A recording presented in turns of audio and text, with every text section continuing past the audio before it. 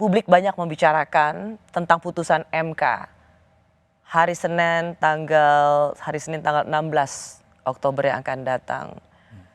Dan Pak Mahfud sendiri sudah memberikan semacam pertanyaan, kok lama sekali MK memberikan putusan yang harusnya mudah. Apakah memang lamanya putusan MK ini dan kemudian berakibat pada lamanya partai-partai politik menentukan calon wakil presiden, ini adalah sebuah waktu yang sebenarnya sedang dikondisikan?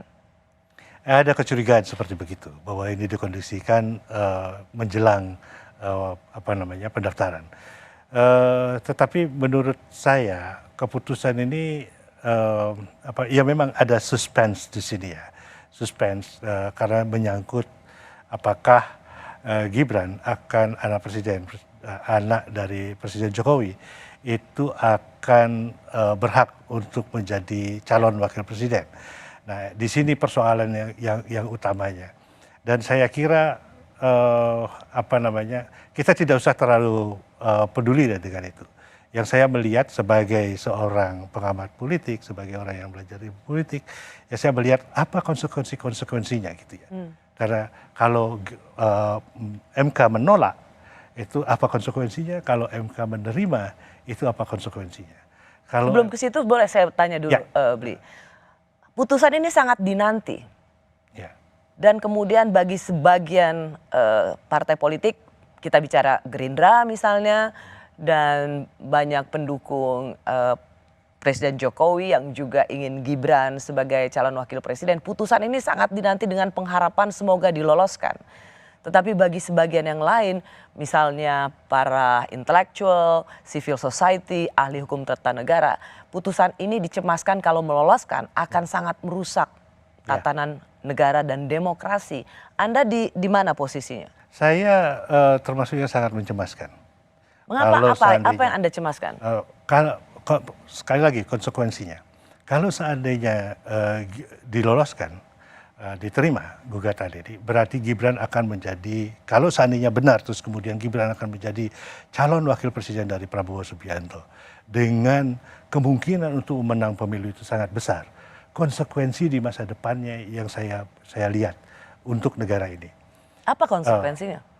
Bukankah ini dianggap sebagai bagian dari pasangan paling sempurna meneruskan kebijakan Presiden Jokowi? Menurut saya tidak.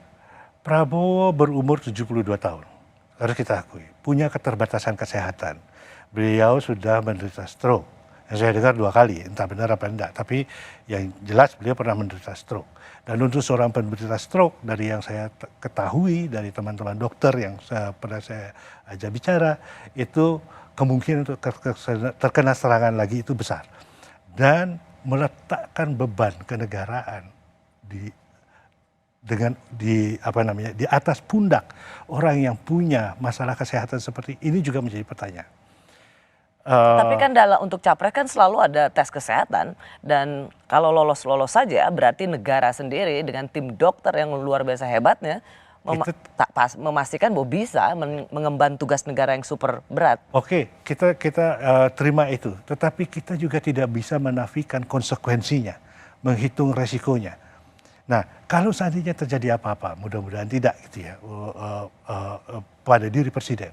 Kemudian Gibran harus mengambil alih kekuasaan dengan umur yang sedemikian muda, dengan pengalaman yang sedemikian minim. Apakah itu tidak akan menimbulkan krisis di negara ini?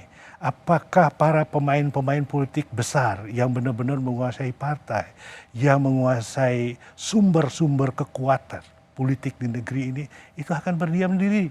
Tapi di other way around, atau dalam konteks sebaliknya, bagi para pendukung Presiden Jokowi melihat bahwa malah bagus, berarti betul-betul legasinya Presiden Jokowi akan diteruskan oleh putranya sebagai presiden. Apakah dia akan bisa memerintah? Itu persoalan utamanya. Gibran bukan Jokowi. Ya. Apakah dia bisa memerintah? Dan semua kekuatan-kekuatan politik ini akan berlomba-lomba untuk mengontrol presiden yang tidak berpengalaman ini. Terus di mana dia? Ini akan pelik sekali. Ya. Jokowi didampingi oleh begitu banyak penasehat, mantan jenderal dan lain sebagainya, dan dia bisa menyerap itu. Nah, untuk orang yang tidak memiliki pengalaman ini, apakah dia mampu? Saya meragukan itu dan saya sangat mengkhawatirkan bahwa krisis dan chaos itu akan terjadi, mudah-mudahan tidak. Sampai sejauh itu, tidakkah itu terlalu berlebihan, Bli? Tidak, saya tidak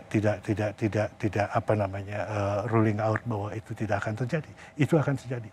Ya, itu akan terjadi. Dan saya punya keyakinan besar bahwa orang tidak akan tinggal diam. Ya, semua kekuatan-kekuatan tidak akan tinggal diam. Ya, kalau itu terjadi.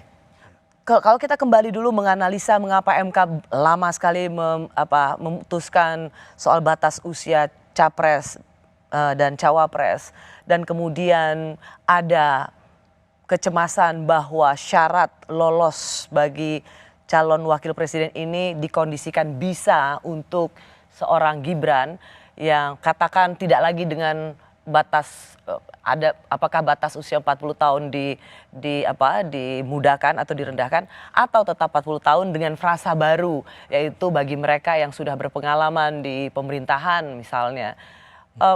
Mengapa ada kecurigaan bahwa MK akan memberikan putusan yang meloloskan Gibran? Karena ini sangat politis, ya. Itu aja sebenarnya pertimbangan. Ini sangat politis.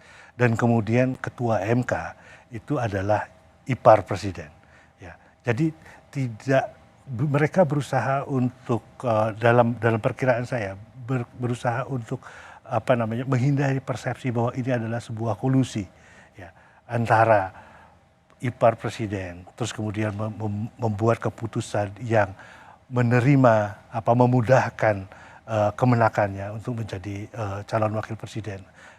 Dalam arti itu adalah jabatan yang lebih tinggi daripada yang lobatan jabatan yang luar biasa tingginya. Dari wali kota Solo sebagai wakil presiden. Wakil presiden itu luar biasa tingginya.